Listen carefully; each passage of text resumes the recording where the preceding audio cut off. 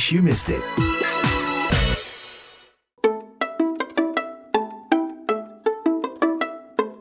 In case you missed it, sebuah studi menunjukkan bidang teknologi dan digital masih didominasi laki-laki.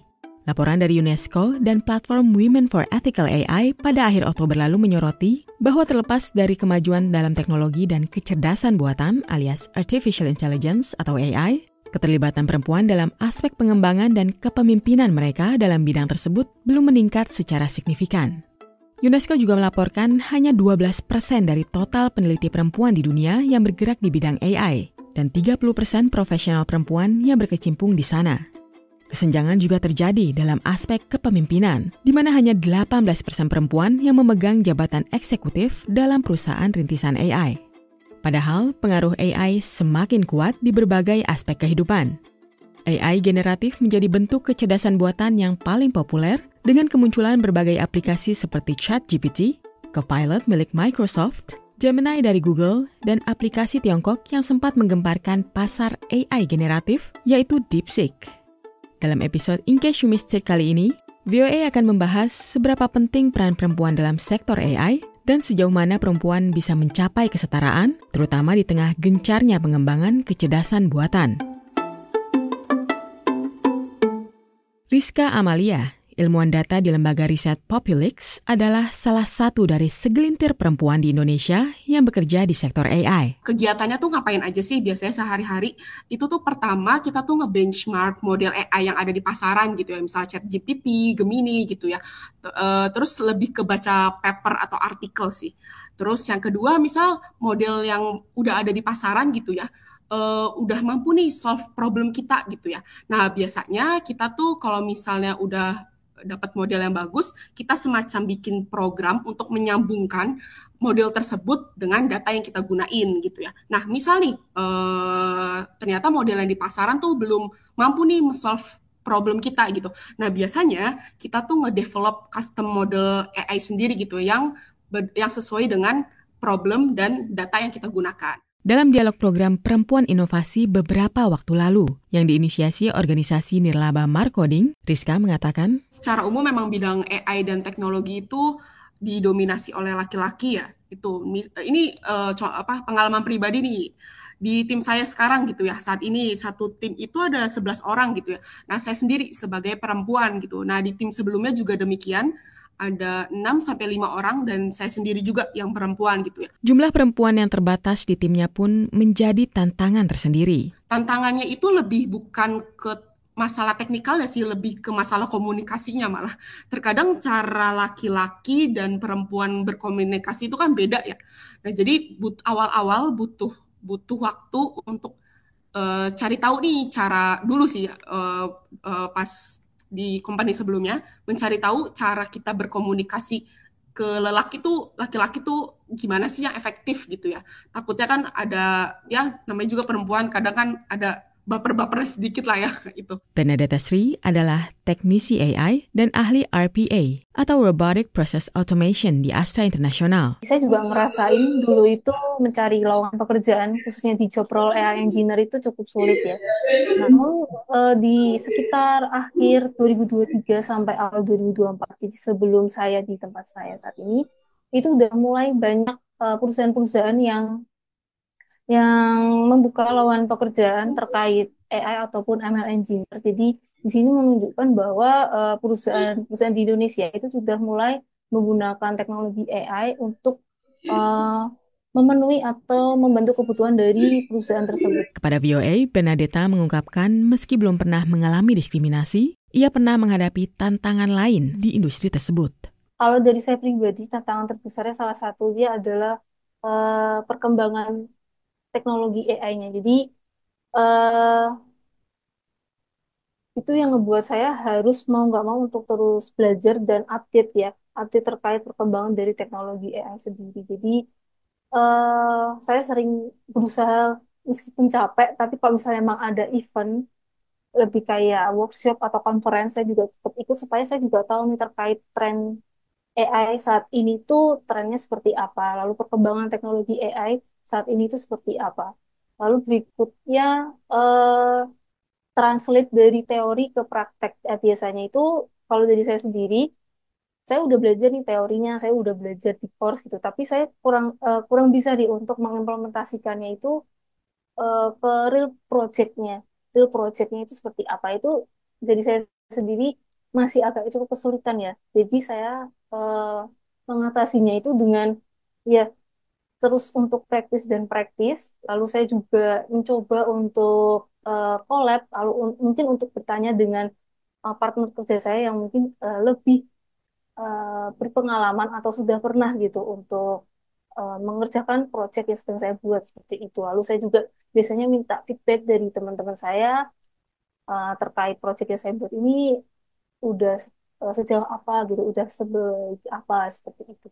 Cuma memang awal-awal saya bekerja itu saya pernah sempat kurang percaya diri karena saya ngerasa karena saya perempuan sendiri gitu dalam tim itu. Sedangkan yang lain-lain laki-laki. Meski demikian, Bernadetta mengakui bahwa ia bekerja di lingkungan yang suportif, di mana rekan-rekan kerjanya memberikan kesempatan untuk berpendapat ketika membahas ide-ide proyek selama rapat. Kalau misalnya kita lagi meeting, kita lagi ngebahas terkait ide-ide proyek yang sedang kita buat, jadi teman-teman saya ini selalu memberikan saya tempat untuk, ayo deh coba kamu kasih idenya apa sih gitu. Mereka selalu ngasih saya kesempatan untuk saya juga memberikan pendapat. Hal senada juga disampaikan Rizka. Malah tuh kita tuh ide kita, pemikiran kita tuh sangat ditunggu sama mereka gitu ya. Mungkin yang tadi saya bilang saya satu-satunya perempuan, mungkin mereka tuh pengen tahu gitu ya. Misal kita bikin fitur dengan langkah A, B, C. Nah, si laki-laki itu ya, para laki-laki itu mau tahu nih pandangan dari perempuan tuh apakah ada sesuatu yang sebenarnya bisa diimprove atau ada yang salah atau gimana. Jadi pendapat perempuan tuh malah ditunggu-tunggu banget sebenarnya kalau berdasarkan pengalaman saya. Menurut Bernadetta, perempuan bisa memberikan sudut pandang yang beragam sehingga menciptakan teknologi yang lebih inklusif. Ia mencontohkan, dalam pengembangan desain sistem AI, perempuan dapat memberikan perspektif yang membantu menciptakan solusi yang lebih adil dan tidak bias. Dampak dari saya juga lihat ya secara langsung adalah peningkatan kesadaran di lingkungan kerja tentang pentingnya representasi gender ketika lebih banyak perempuan yang terlibat. Jadi lingkungan pekerjaan ini bisa lebih kolaboratif, lalu lebih kreatif dan mungkin bisa membantu juga nih menghasilkan solusi yang lebih inovatif. Pemerintah juga mengharapkan lebih banyak keterlibatan ilmuwan AI perempuan di tanah air. Wakil Menteri Pendidikan Tinggi, Sains dan Teknologi Stella Christie pernah menekankan pentingnya bagi perempuan untuk menyadari bahwa mereka memiliki kemampuan kognitif yang setara dengan laki-laki, dan bahwa inovasi seringkali berasal dari kemampuan untuk mengidentifikasi masalah di lingkungan sekitar. Dengan begitu, perempuan diharapkan dapat melihat isu-isu yang mungkin tidak selalu diperhatikan oleh laki-laki dan mengolahnya menjadi solusi yang inovatif, tambah Stella. Di Indonesia, upaya untuk meningkatkan keterwakilan perempuan dalam sektor digital, khususnya AI, juga semakin digencarkan.